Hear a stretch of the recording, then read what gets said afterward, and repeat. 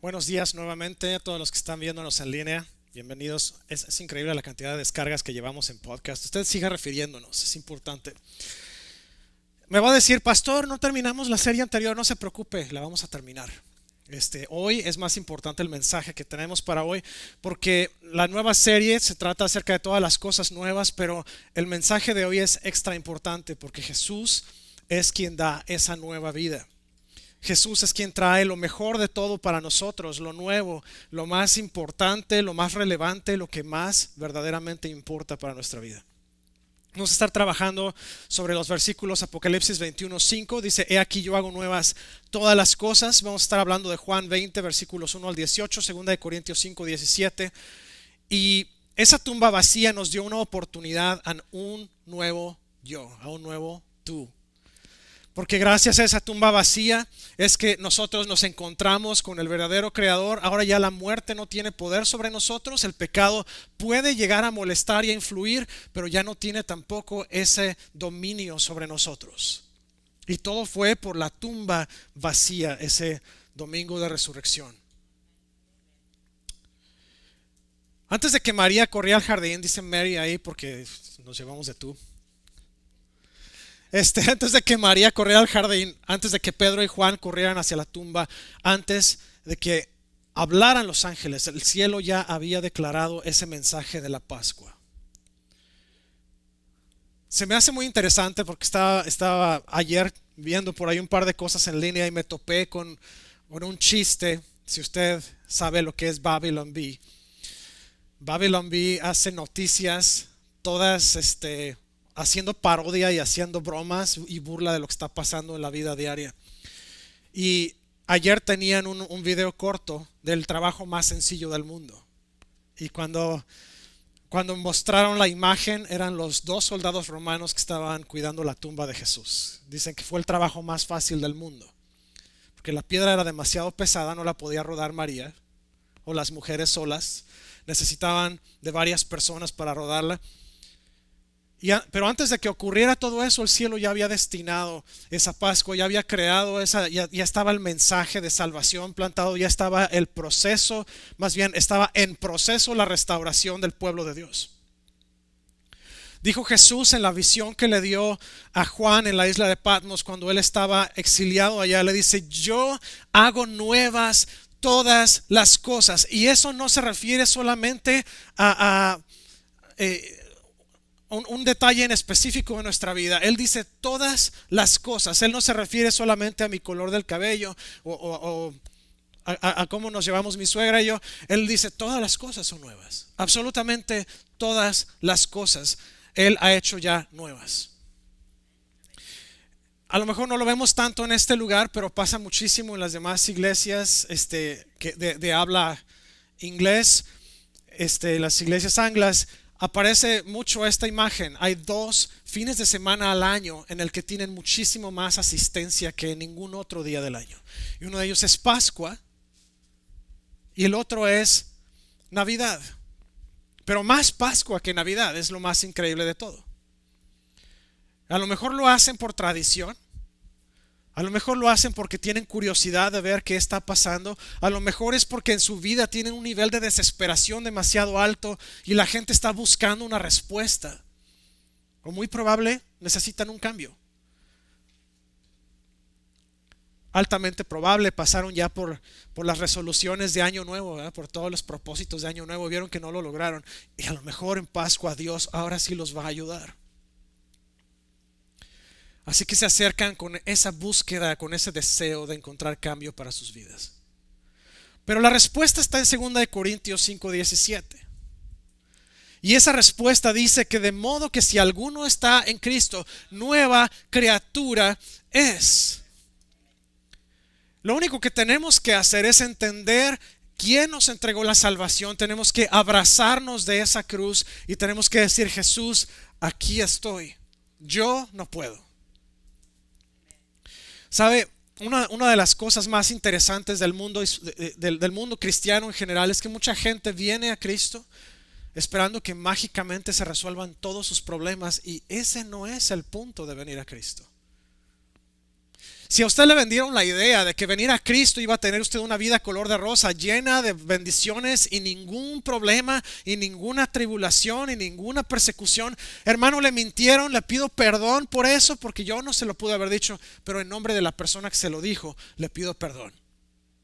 Porque en Cristo solamente tenemos una promesa. Bueno, tenemos muchas, pero hay una promesa en específico acerca de esto. Y esa promesa dice: en el mundo tendrán aflicción. Jesús lo prometió, pero no nos dejó con ese problema. Nos dice: pero confíen en mí, porque yo ya he vencido al mundo. Y no solamente al mundo, pero venció a la tentación, venció al pecado y venció a la muerte. Así que ahora tenemos todo el paquete completo a través de Jesús. Y por lo tanto, si alguno está en Cristo, nueva criatura es. En Juan 20, versículos 1 al 18, María llega a la tumba cuando todavía estaba oscuro. Acababa de terminar el día de reposo. María va a la tumba, llevaba cosas específicamente para embalsamar el cuerpo de Jesús. Iba esperando encontrar todavía un cadáver en la tumba. Y muchos de los discípulos habían corrido, muchos de los discípulos estaban lejos, algunos de los discípulos estaban en un solo lugar, encerrados bajo llave, estaban temerosos de lo que fuera a pasar por el hecho de que Jesús había muerto. Todavía no caía el 20 de que Jesús había dicho que al tercer día se iba a levantar de la muerte. Así que María va a la tumba. Dice que cuando todavía estaba oscuro, antes de que se levantara el sol, llegaba cargada de dolor, cargada de confusión, llegaba con toda su devoción, lista para preparar el cadáver de Jesús. Pero no se encontró un cadáver en ese lugar. Allí encontró la piedra que cubría la boca de la tumba, rodada hacia un lado. Y no solamente eso, pero encontró la ropa fúnebre completamente vacía, y como lo decía hace rato durante la alabanza y la adoración, la encontró perfectamente dobladita en su lugar, a la cabecera de donde estaba Jesús acostado. Porque Jesús, siendo ese Dios de orden, no pudo haber dejado su ropa y sus trapos sucios por todos lados. Los dejó en la cabecera de la cama, bien doblados y listos para que lo recogiera la lavandería para el próximo, porque él ya no los iba a necesitar más. Y no solamente se encuentra la ropa fúnebre vacía y ordenada en un lugar, pero se encuentra ángeles en ese lugar. Un Salvador resucitado la llamó María. Ahora ella corrió hacia la tumba. Ella estaba en la tumba, y cuando le dijeron a los discípulos que Jesús había resucitado, dice que Pedro y Juan corrieron, pero Juan, como siempre, es un poquito más elevado en cuanto a su concepto de sí mismo. Dice: pero el discípulo amado corrió más rápido que el otro. Eso no lo sabemos solamente porque lo escribió él ahí en el libro, pero es la Biblia es infalible, no se puede equivocar, así que seguramente sí corrió más rápido. Pero dice que Juan vio y creyó. Fíjense, las mujeres que fueron a la tumba a embalsamar el cuerpo de Jesús fueron a decirle a los discípulos que Jesús no estaba en la tumba, que Jesús había resucitado, y aún así no creyeron. Así que tuvieron que ir a mirar la tumba vacía para confirmar que era cierto. Eso no es lo peor de todo. No está en sus notas. Pero lo peor de todo es cuando están allá reunidos todos los discípulos, las mujeres están dando su historia, Pedro y Juan están dando su historia, y Tomás dice: pues yo hasta no ver, no creer, papás, porque estamos llenos de scams en este mundo. Como las llamadas que recibimos todos los días. Los hombres se fueron.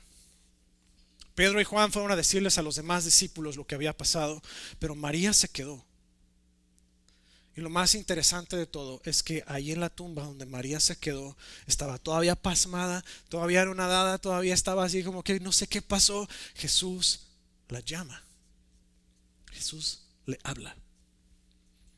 La nueva vida comienza cuando reconocemos que Jesús está llamando a nuestro nombre, y no solamente reconocemos que nos está llamando, pero respondemos con fe y con obediencia. Ahí es donde la nueva vida comienza. María escuchó a Jesús pronunciar su nombre. Jesús le dijo: María. Y María no se quedó así de fantasma. Dice Juan que María se volteó a ver a Jesús. La nueva vida es ese nuevo comienzo que tenemos en Cristo, pero tenemos que activarnos. Dice que María fue aún cuando estaba oscuro, y hay una canción de Jesús Adrián Romero que dice: espérame, dueño de mi corazón. Y no la voy a cantar porque luego nos mutean los videos. Facebook, Cristo te ama. Pero Él dice que en la mañana, antes de que salga el sol, quiero estar ahí, quiero estar en ese lugar, espérame. Y también lo dice la canción que cantamos muy a menudo: temprano yo te buscaré. Porque cuando buscamos a Jesús como la primera cosa que hacemos en nuestro día, aun cuando no se han levantado ni siquiera los pájaros a cantar, cuando Jesús es lo primero que nosotros buscamos, que nosotros encontramos durante el día, ahí es donde Jesús va a hablar a nuestra vida. Y cada vez que nos acercamos a Jesús y nos acercamos con un corazón abierto y esperando recibir de parte de Él, es cuando Jesús se manifiesta y su vida empieza.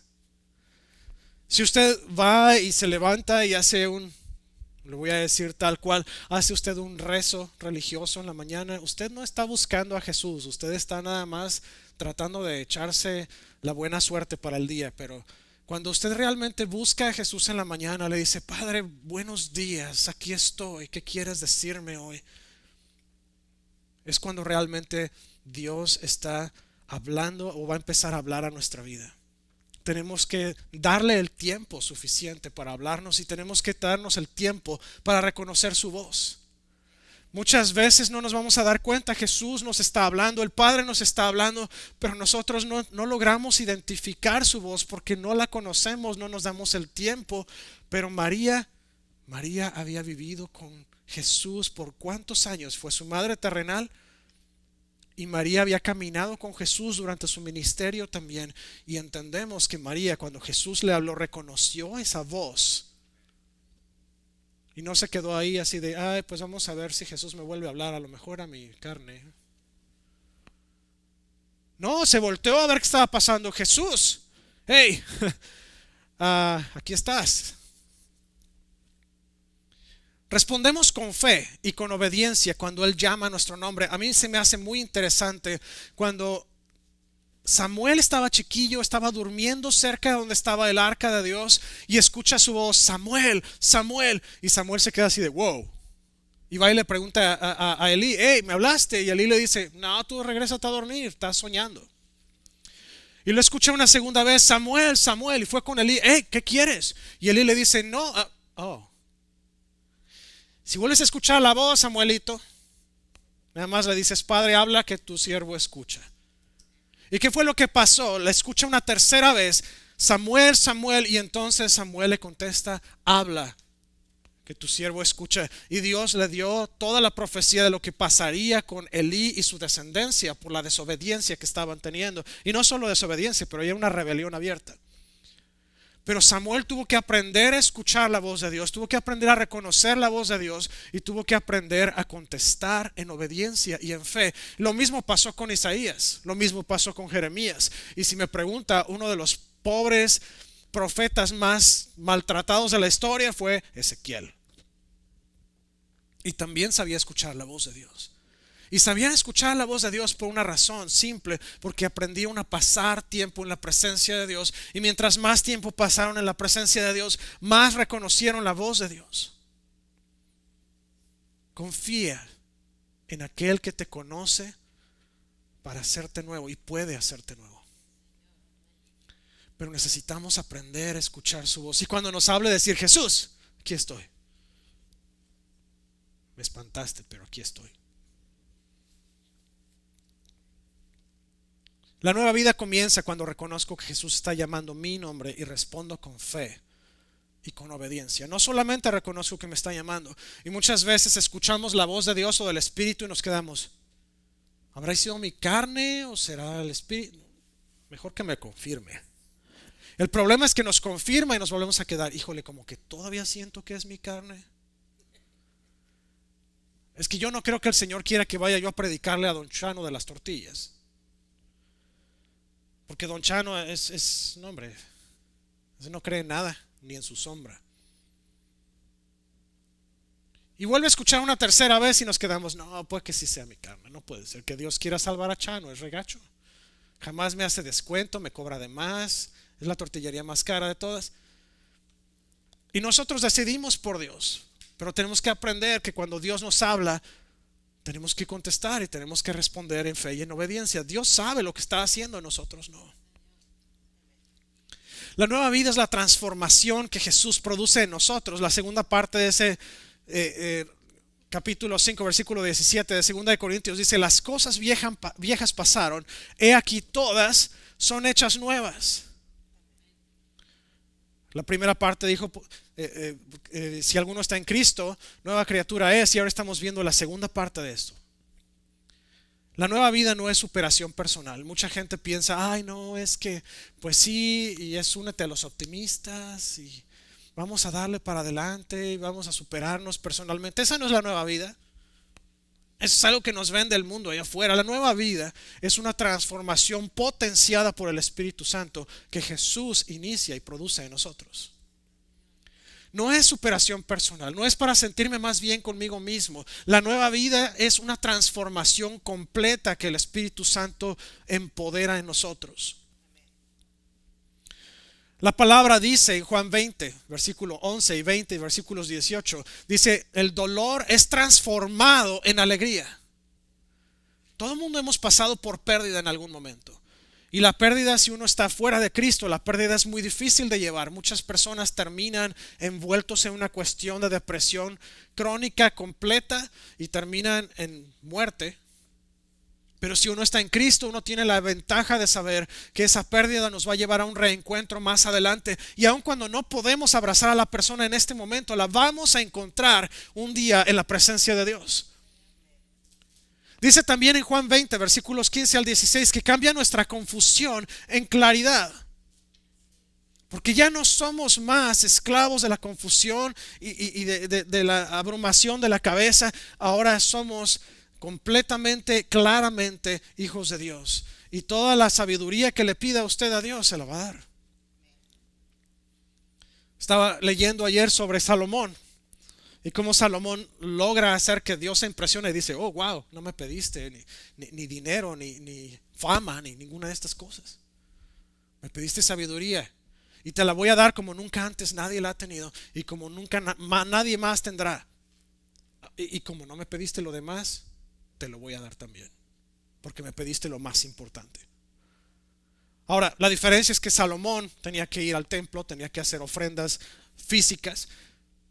Y nosotros tenemos la ventaja de que diario podemos pedirle a Dios sabiduría y el Espíritu Santo está con nosotros para no solamente darnos sabiduría, pero guiarnos a través del proceso. Así que ya no es necesario estar esperando nada más en el templo a ver qué va a pasar. Dios también cambia nuestra desesperación en esperanza.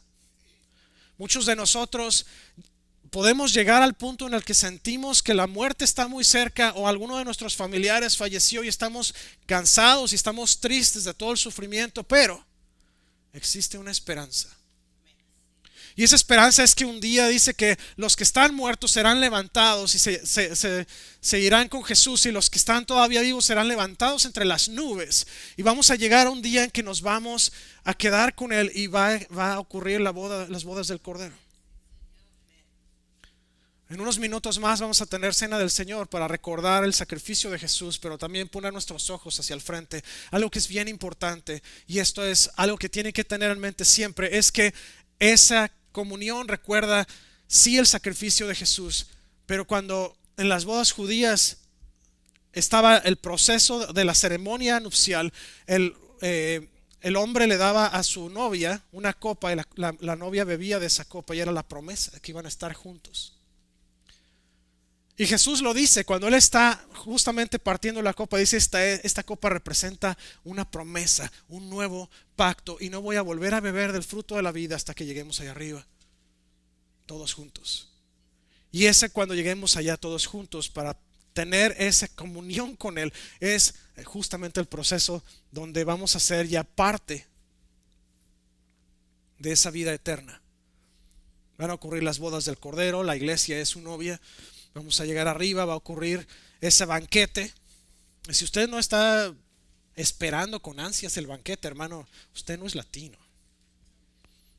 Yo sí, que yo no sé si va a ser comida mexicana o asiática o qué, pero va a haber un banquete ahí arriba. Tenemos una esperanza. El Señor, si nos dio a todos las ideas de cómo cocinar, es porque va a tener un mega buffet ahí arriba. ¿Qué significa la nueva creación? La nueva vida comienza con la iniciativa de Dios, no un esfuerzo humano.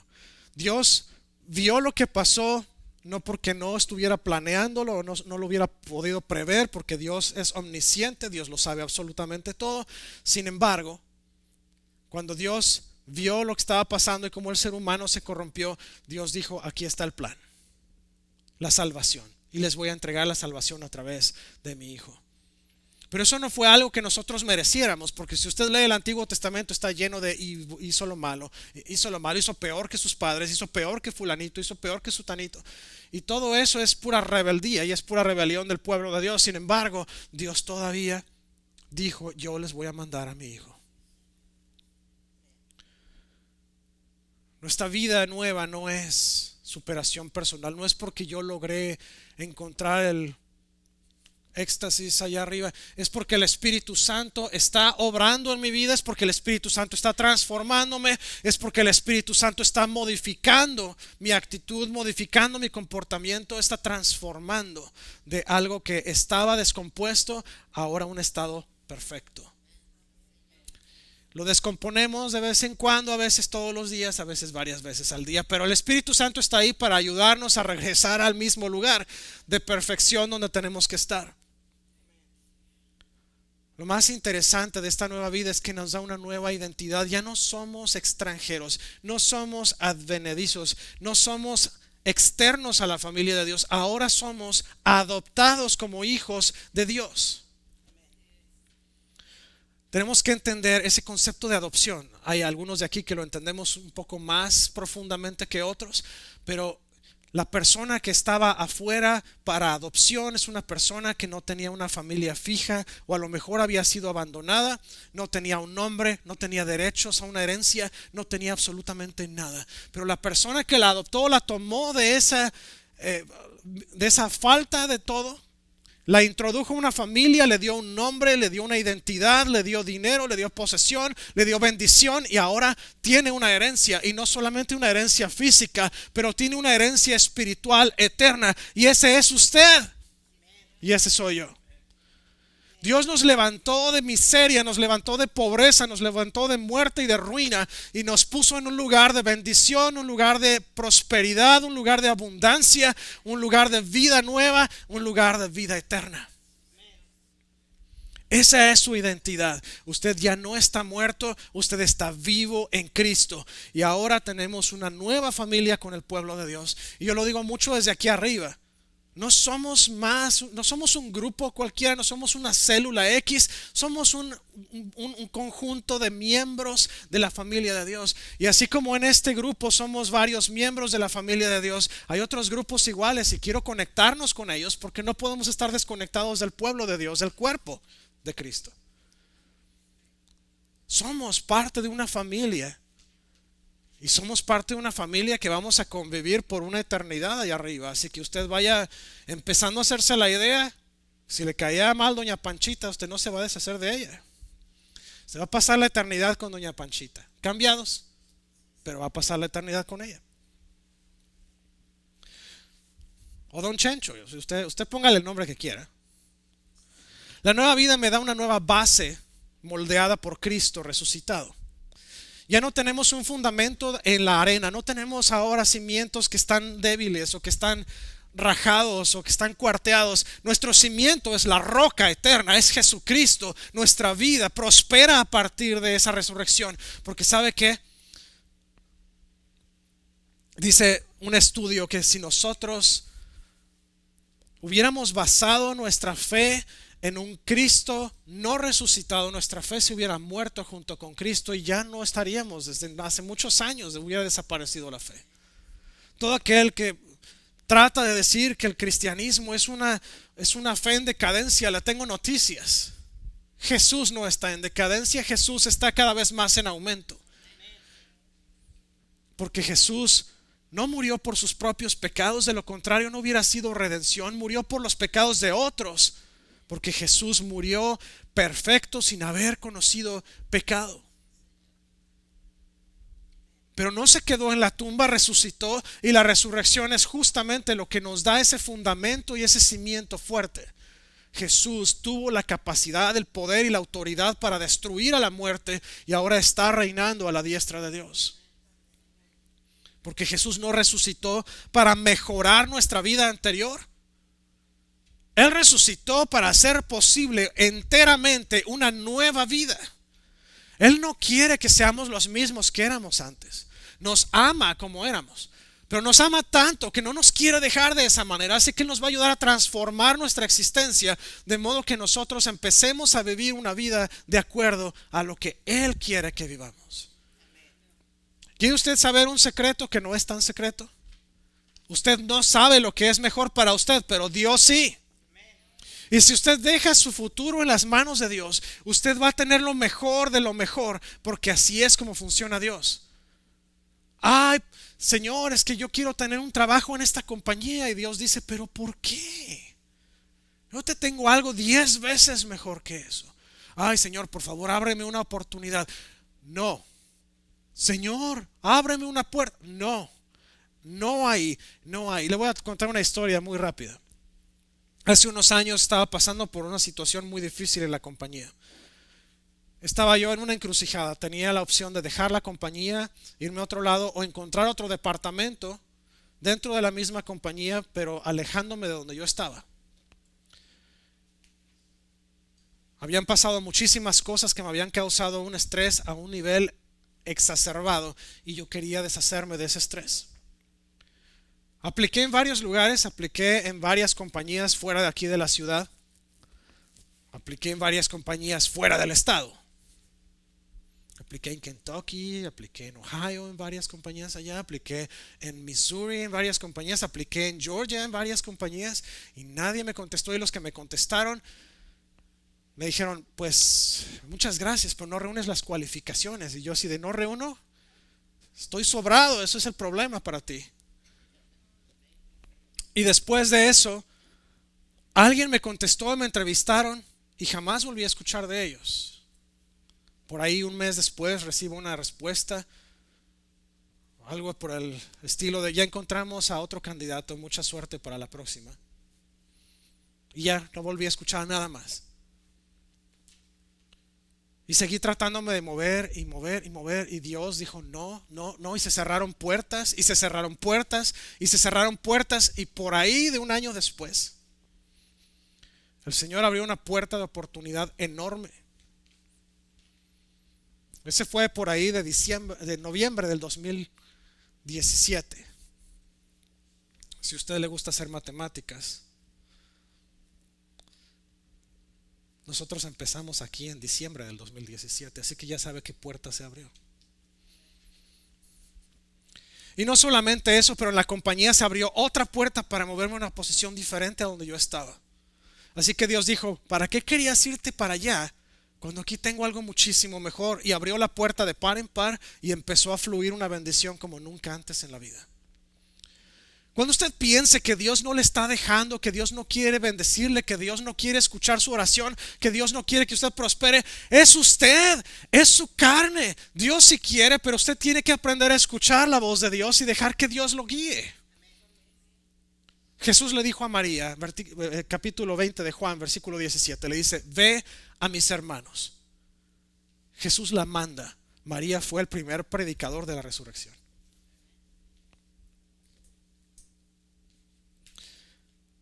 Ese primer predicador fue alguien a quien el mundo había dado por perdido. La nueva vida nos va a dar un mensaje que llevar. María fue ese portador del mensaje. Ella fue a los discípulos a hablarles lo que había pasado. María probablemente todavía no entendía lo que estaba pasando, pero como que ya tenía una idea general. Así que lleva el mensaje. Y aun cuando el pasado de la gente puede colgar y puede pesar y puede ser algo difícil de llevar, la misión que Dios nos da es más grande que el pasado que podemos estar cargando nosotros mismos. A lo mejor nosotros nos juzgamos a nosotros mismos. Ay, mi pasado, es que soy tan malo, es que he hecho tantas cosas, es que Dios no puede usarme, es que Dios esto, es que Dios el otro. No es Dios, es tu carne, es tu flojera, es tu arrogancia, es tu orgullo. Bájate del pedestal y deja que Dios se suba.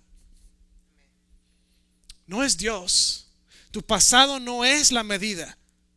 Dios no se fija en el pasado, Dios se fija en el futuro que tenemos a través de Él. María Magdalena era una mujer, y no está aquí en las notas, esto es fuera. Dele gracias al Espíritu Santo que nos está extendiendo 5 minutos. María Magdalena era una mujer que fue encontrada en una de las áreas más terribles de la ciudad de Capernaum. Una mujer que era prostituta. Estaba endemoniada. Esta mujer se convirtió en una pieza clave en la historia de Jesús. Si usted no se acuerda, llega un momento en que su pasado la alcanza. Sin embargo, Jesús la saca de ahí y Jesús la trae a él y ella camina con Jesús, es parte del ministerio de mujeres de Jesús. Y llega al final de toda esta historia y es la mujer que enjuga los pies de Jesús con ese perfume costoso. Lo seca con sus pies, con su cabello, perdón. Esta mujer no le importó el peso de su pasado, le importó más el perdón que experimentó de parte de Jesús, que enriqueció su vida, que llenó su vida, y no solamente eso, pero vio tantos milagros, incluyendo la resurrección de Lázaro.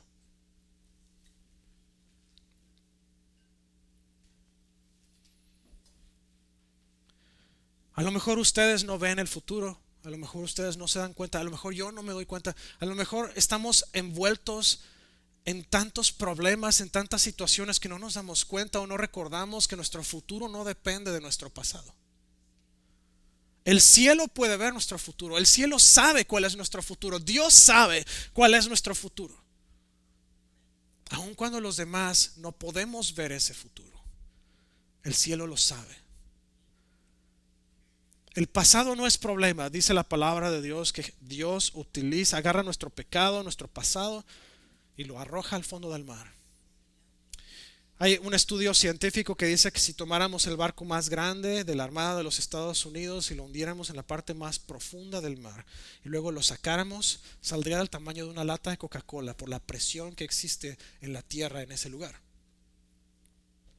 Si eso puede hacer con un barco tan grande, ¿qué no puede hacer con sus pecados? Sus pecados quedan borrados, eliminados completamente, caput, puff, gone. El pasado no importa.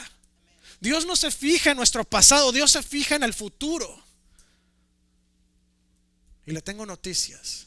Cuando Dios lo llama, es para que se cumpla el propósito de Dios para su futuro en usted.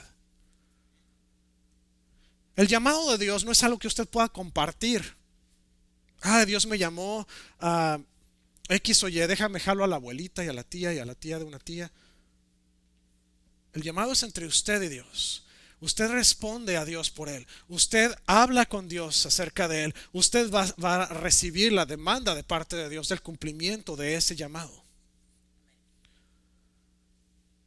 Si yo, por ejemplo, voy y le digo a uno de ustedes, oye hermano, necesito que me ayudes para el evento de niños, que pongas sillas y que te encargues de las mesas. Y llego allá y está usted ahí, o la persona a quien se lo encargué, pero no hay mesas ni sillas. Le voy a decir, hermano, ¿qué pasó? Le pedí que me ayudara.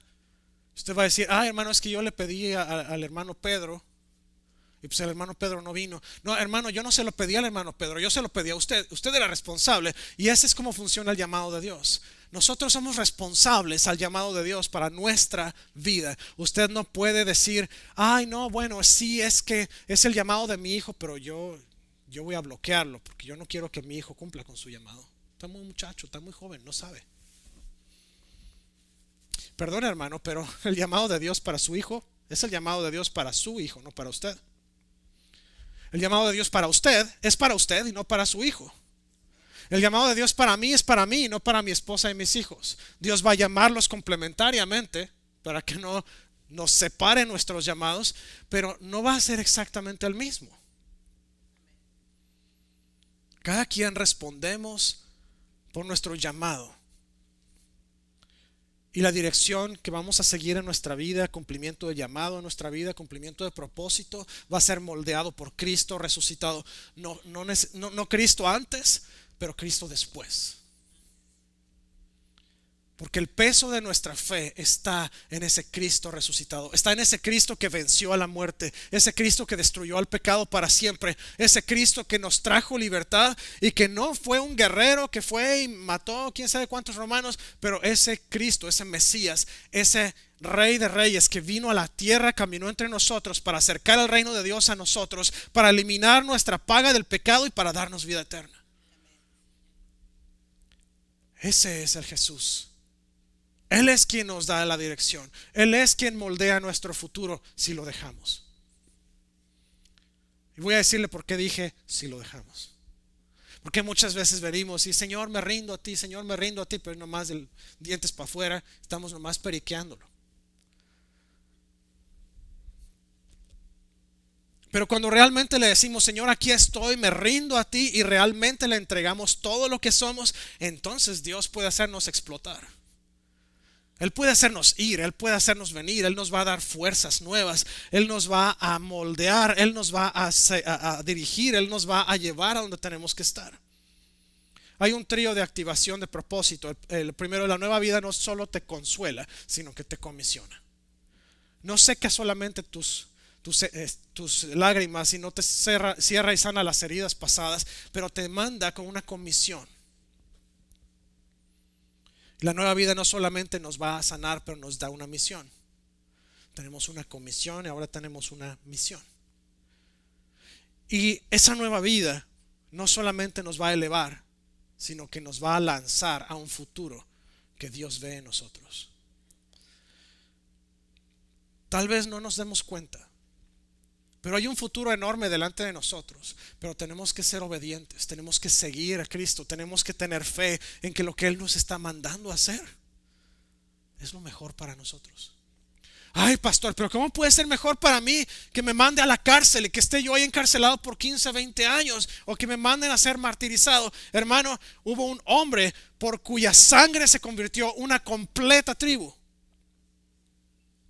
Porque su sangre se derramó y llenó un río y el río se tiñó de rojo. Una tribu entera se convirtió a Cristo.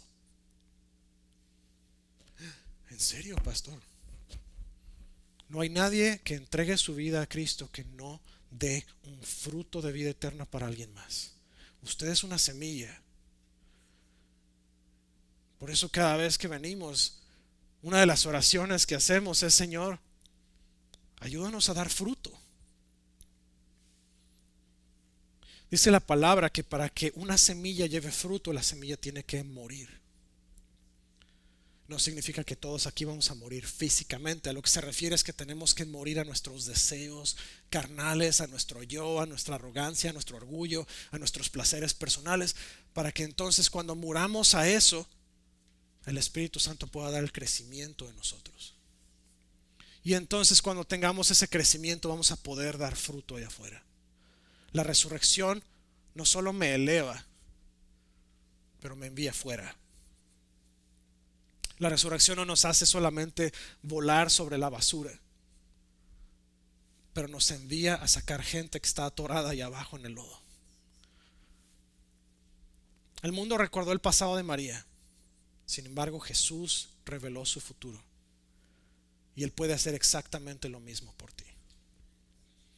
Les voy a pedir que nos pongamos de pie por unos momentos. Vamos a entrar a uno de los momentos más especiales.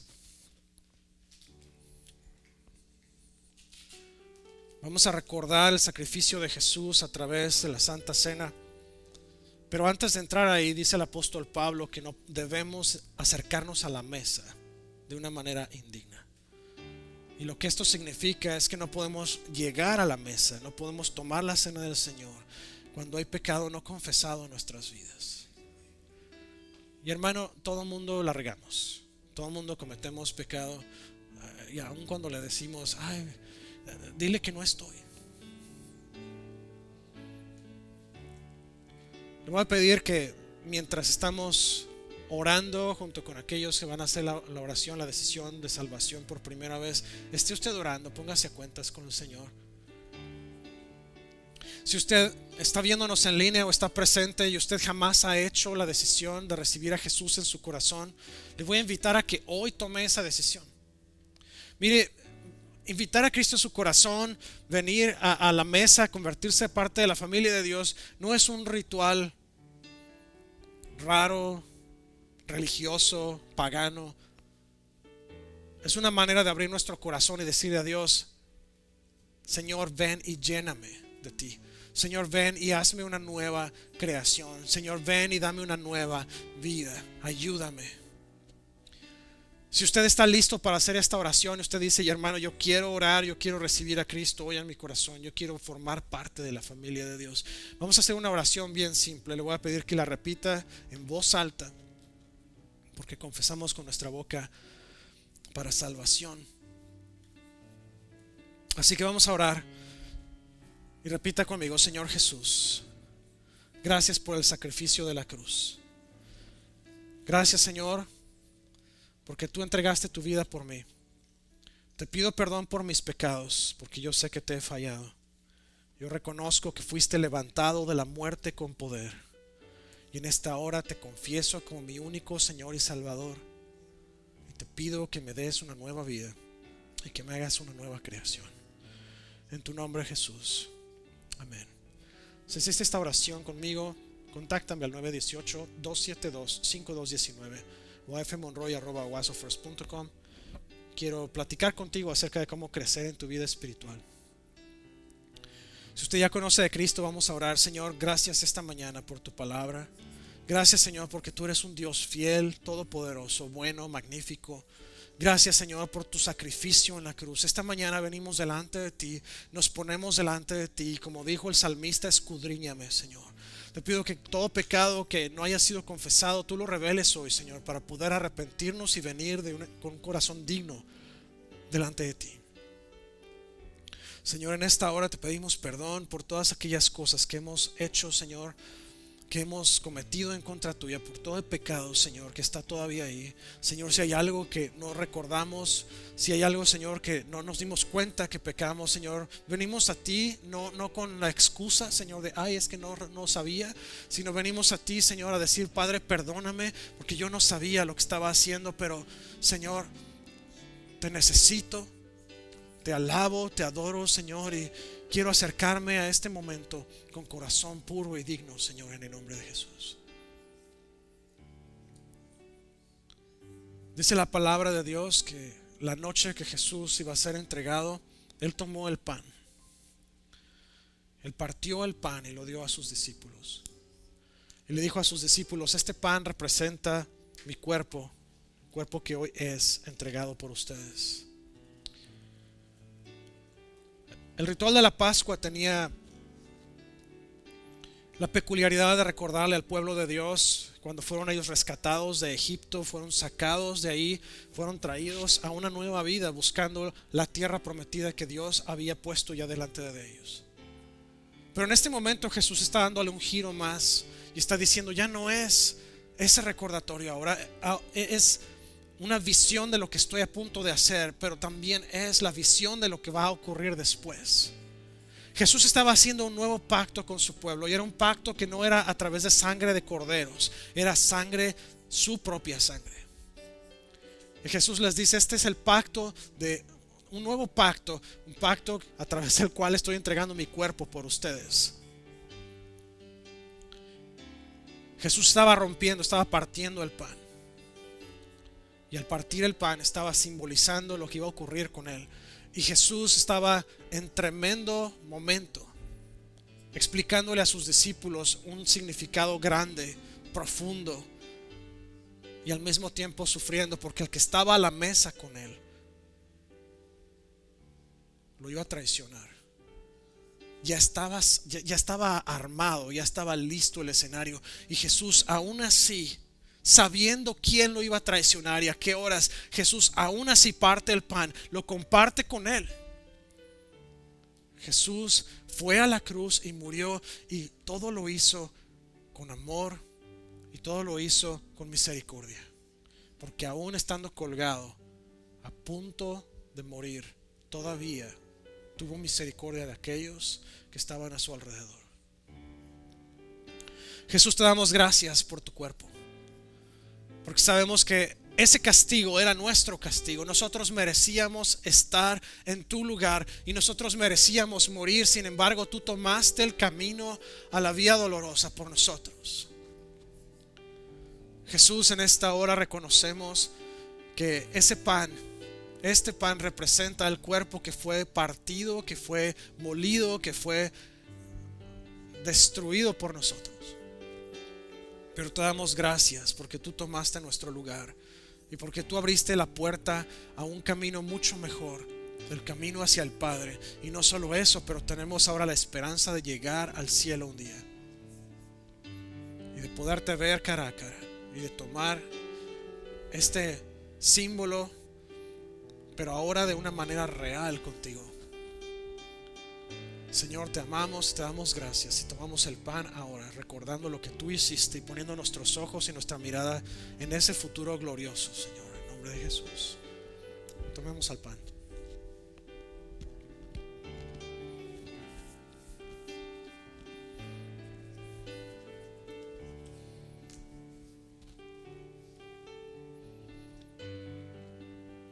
El pan que compartían en la Pascua era un pan sin levadura.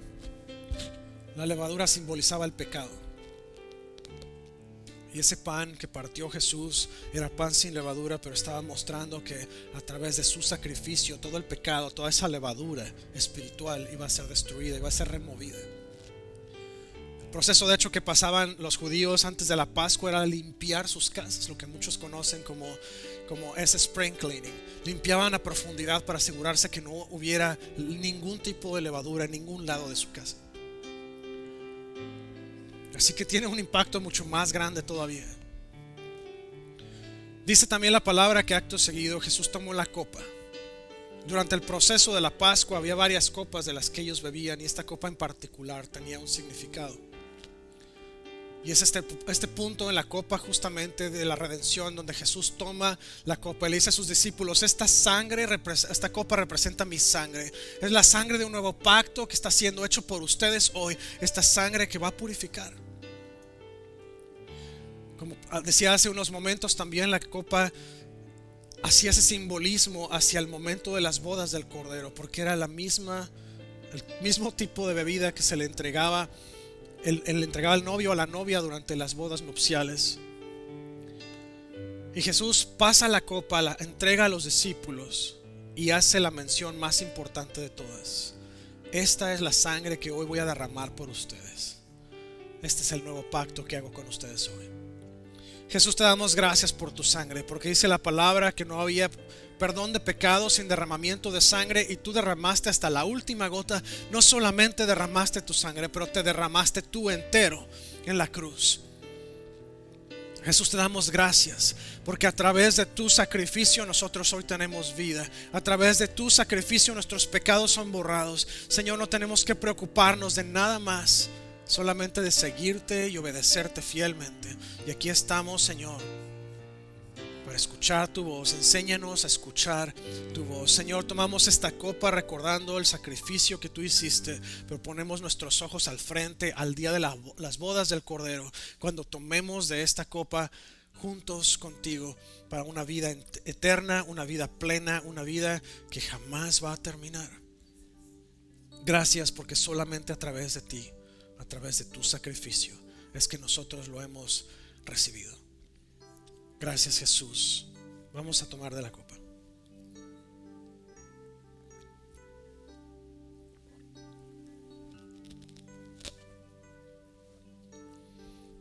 Jesús, esta mañana venimos de vuelta a ti.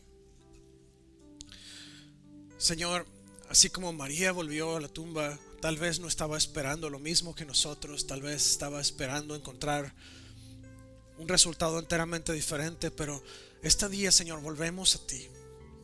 Y al volver a ti, encontramos esa tumba vacía, encontramos esa ropa fúnebre, Señor, vacía, acomodada ahí en el lugar donde fue acostada tu cabeza, Señor, y encontramos esos ángeles hablando acerca de tu resurrección. Pero más que otra cosa, este día, Señor, nos acercamos a ti para escuchar tu voz llamando nuestro nombre.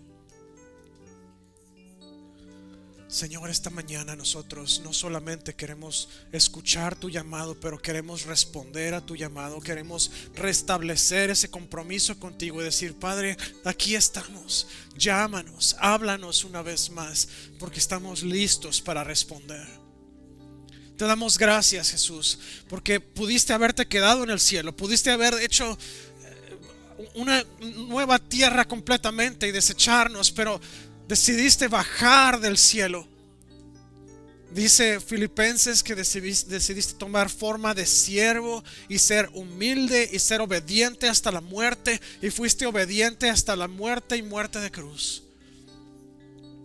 Te damos gracias porque tú derramaste hasta la última gota, pero más allá, te damos gracias porque tú destruiste a la muerte con poder, y hoy, gracias a esa resurrección, tenemos el poder también para vivir eternamente junto contigo.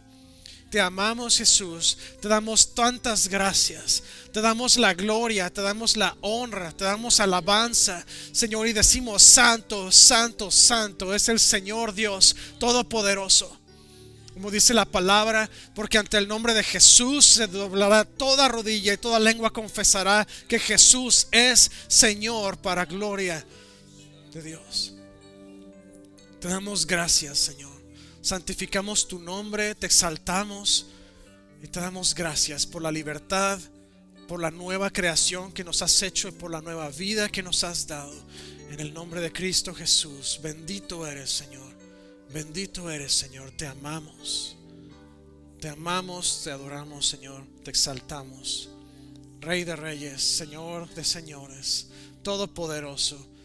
Nuestra bandera, nuestro estandarte, nuestro escudo, nuestro castillo, nuestro libertador, nuestro sanador, el príncipe de paz. Gracias, Señor. En el nombre de Jesús, gracias. Amén. Que el Señor me los bendiga y los guarde. Que el Señor bendiga su entrar y su salir, su acostar y su levantar. Que haga resplandecer su rostro sobre ustedes y les dé favor y les llene de paz hoy, mañana y por siempre. Recuerden